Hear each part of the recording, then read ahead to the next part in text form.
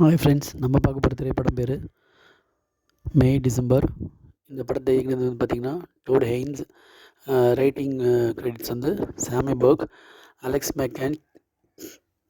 Stars நடித்தவங்க பார்த்திங்கன்னா Natalie Portman, Elizabeth என்ற நடிகை கேரக்டரில் நடிச்சிருக்காங்க. Chris Dennis, Aaron Weiss, Charles Melton, ஜோயூ, ஜூலியானா மோரே, கிரேசி நடிச்சிருக்காங்க. அவங்க கூட நடித்தது வந்து பார்த்திங்கன்னா Andrea Frankle, Gabriel Chung, Jocelyn Shelfo, Mackenzie Taylor, Elizabeth Yu, Mike Lopez, John Riley, நிறைய பேர் நடிச்சிருக்காங்க. இந்த படத்தோட கதைன்னு பார்த்திங்கன்னா, நடிகை வருவாங்க. ஒரு நடிகை வந்து நட்டாலி போர்ட்மேன் வந்து நடிகை வந்து அவங்க படத்துக்கான ரிசர்ச் வந்து இந்த கப்பல் சீட்டில் வந்து தங்கி ரிசர்ச்சுக்காக வருவாங்க. ரிசர்ச் பண்ணுறது தான் படத்தோட கதை, அவங்க ஃபிலிம்காக. இப்போ ரிசர்ச் பண்ணும்போது என்ன ஆகுன்னு கேட்டிங்கன்னா, நிறைய மக்கள் அவங்க சந்தித்து அவங்களோட அனுபவத்தெல்லாம் திரட்டுவாங்க. இவங்களோட பாஸ்ட் லைஃப்ஸ் பற்றியும் திரட்டுவாங்க. இந்த ஜூலியானா மூருக்கும் நட்டாலி போர்ட்மேனுக்கும் நல்ல ஃப்ரெண்ட்ஷிப் இருக்கும்.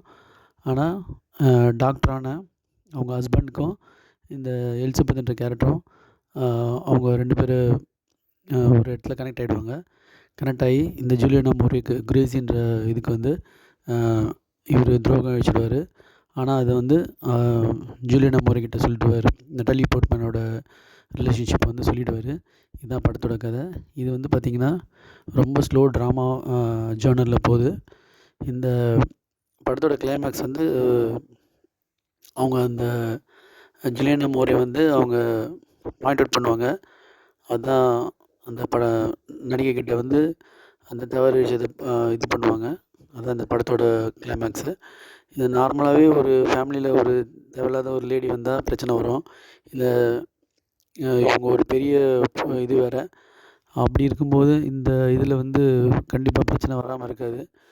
அப்படி இந்த 3 பேருக்குள்ள இந்த ட்ரையாங்கிள் ரிலேஷன்ஷிப் தான் இந்த படத்தோட ஹைலைட்டான கதை.